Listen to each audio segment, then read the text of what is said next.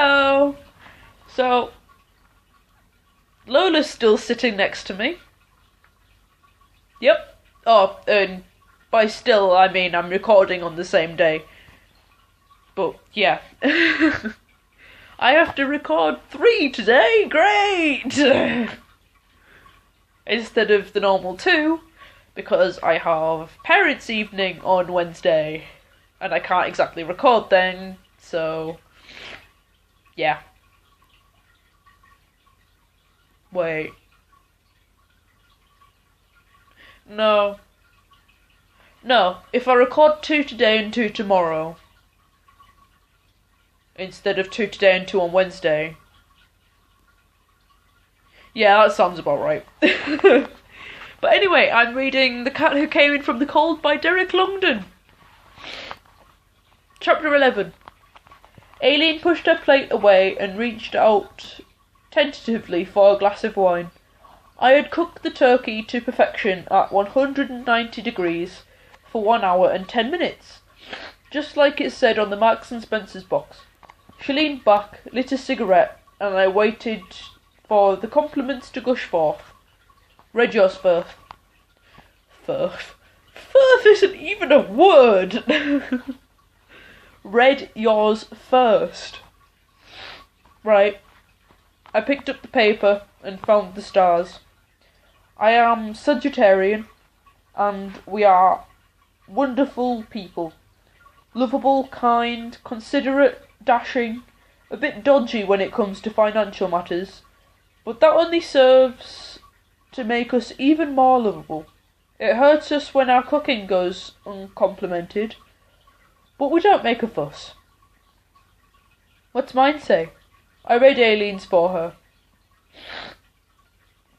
Aileen is a Virgo, but she cheats. She says she has Aquarius rising, and if Virgo doesn't suit, she will try Aquarius instead. Virgo didn't suit. I'm more an Aquarius, really. I read Aquarius, leaving out a bit about keeping a close eye on loved ones who were going through a funny phase. It was a little better than Virgo, but not much. He's not as good as Patrick Walker, is he? Not a patch on him.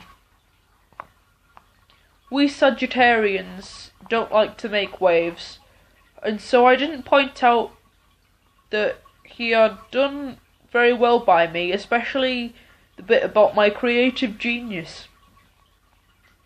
I pushed the ashtray. Why do I keep calling them ashtrays? What are you staring at? Huh?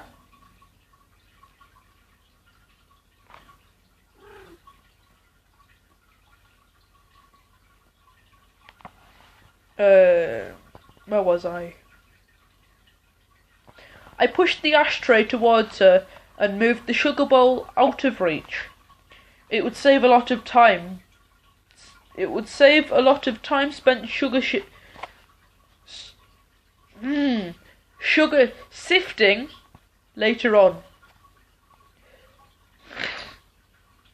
Every evening the after dinner routine is the same. Wash the pots and dry the pots and put the pots away. Then, finally, examine the sugar for any little black bits. She leaned forward and very carefully flicked her cigarette ash into a small bowl of mixed nuts. What was that noise?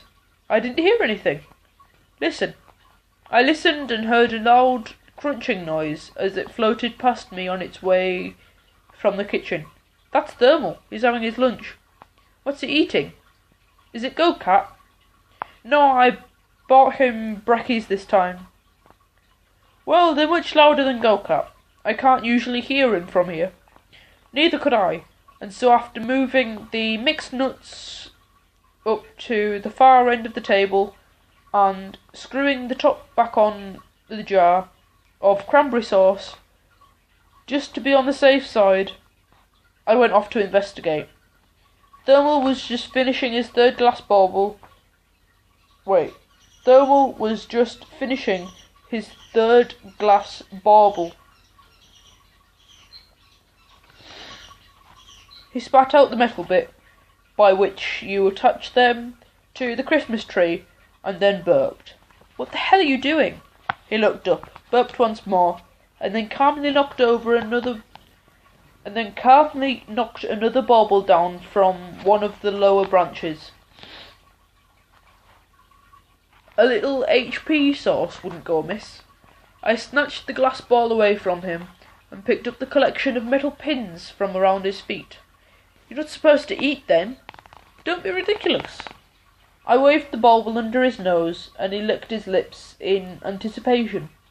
"These are expensive. They don't grow on trees, you know." His little brow furrowed. He didn't seem to understand that, and I wasn't too sure about it myself, so I tried to put it another way. It would be best to reason with him, to get him on my side. "Do that again and I'll break your neck." Reasoning seemed to work. He took a long hard look at me and then drew himself up to his full length, which isn't all that impressive when you are only 6 inches tall. Then he turned on his heels and marched into the bathroom. "It's no good sulking," I shouted after him. But he took no notice, and so I turned my attention to the tree. I moved all the baubles up a notch, and brought the candles and the baby crackers down to those lower branches that were within kitten mauling height. I didn't mind him sucking the odd candle. It took a few minutes to recreate the perfect symmetry I had achieved on my first run. If I'd wanted the baby crackers on the bottom branch, I would have put them there in the first place. But it looked alright, and then my attention was diverted by a strange rolling noise coming from the bathroom.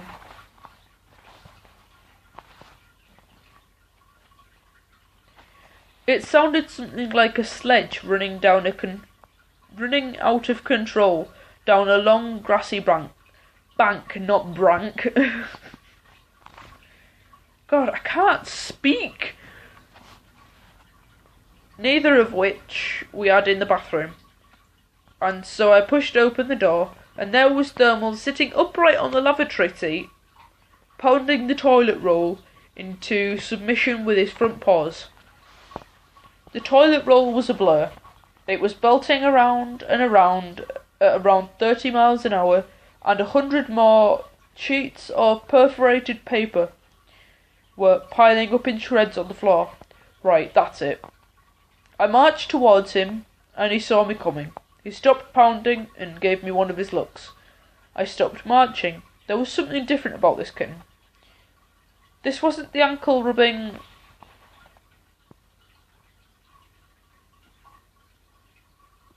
psychophon? Don't know what that says. We all knew and loved so well. The kitten sitting there on the toilet seat was no ordinary kitten. The Andrex kid himself had come to town, and he was prepared to take on all corners. Whoa, that felt weird. Alright, something happened.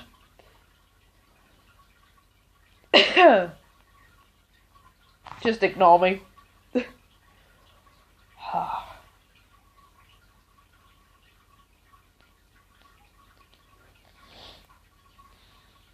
I still can't breathe, but it's a bit worse now. What? You look sad. You do? You look sad. You've got a tatty. You've got a tatty on your chest. Pull it out. There we go. Good girl. Sorry about that, but it had to come out either way. Just put that over there.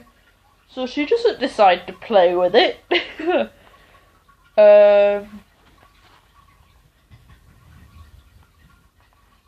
yeah, I'm pretty sure the Andrex kid is now a puppy, isn't it? I don't know, probably. Oh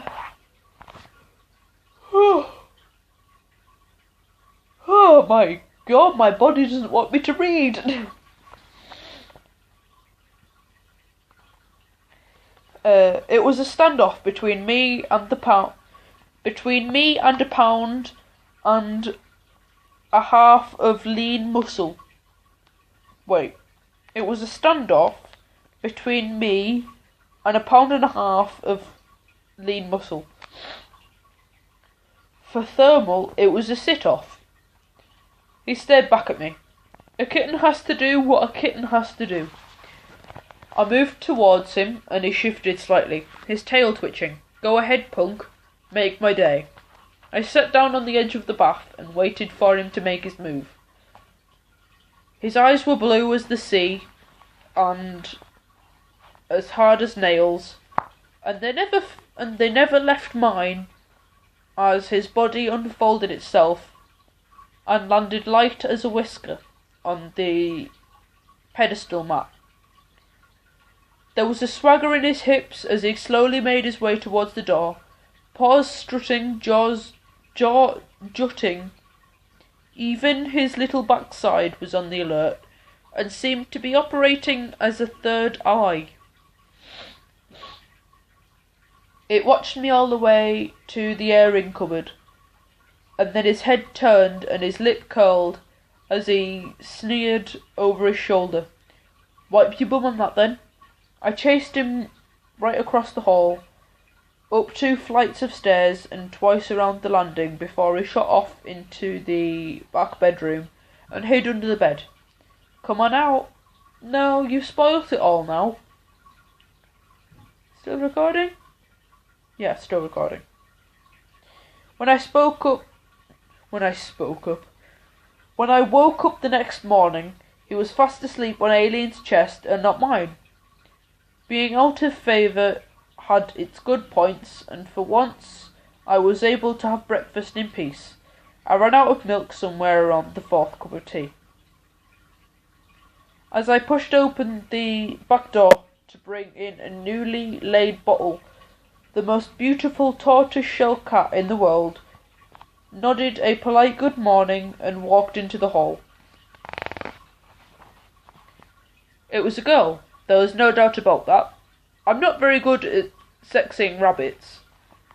We once had a rabbit by the name of Ronald, who gave birth to triplets under my very nose, and children under the age of 5 confuse me unless they are colour-coded in pink or blue.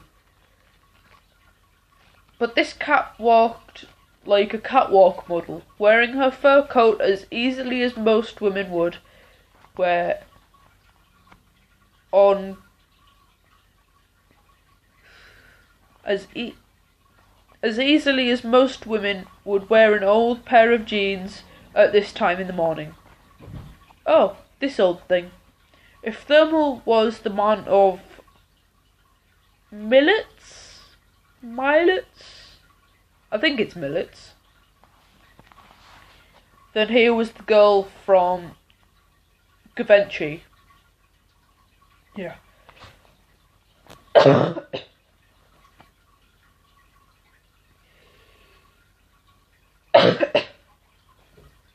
I swear I'm not sick anymore.